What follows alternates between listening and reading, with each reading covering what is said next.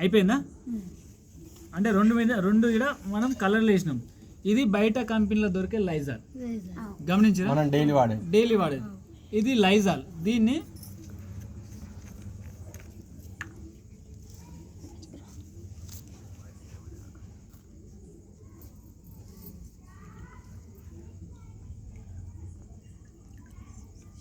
కొంచెం పోయి తెల్ల అయితే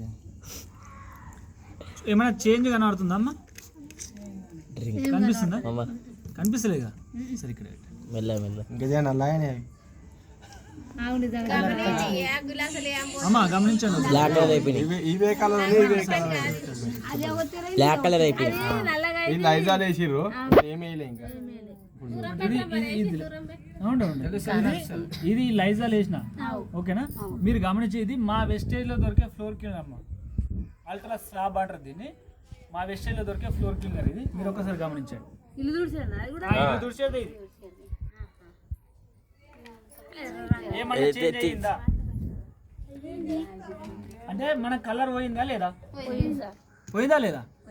సరే ఓకే. మీకు ఒక డౌట్ రావాలి, మీకు ఇంకా డౌట్ వస్తలేదు.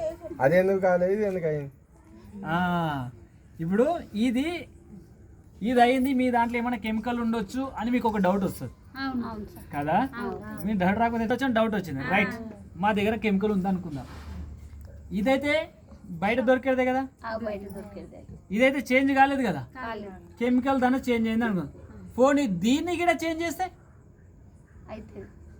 మాది న్యాచురల్ అని నమ్ముతారా లేదా? ఇప్పుడు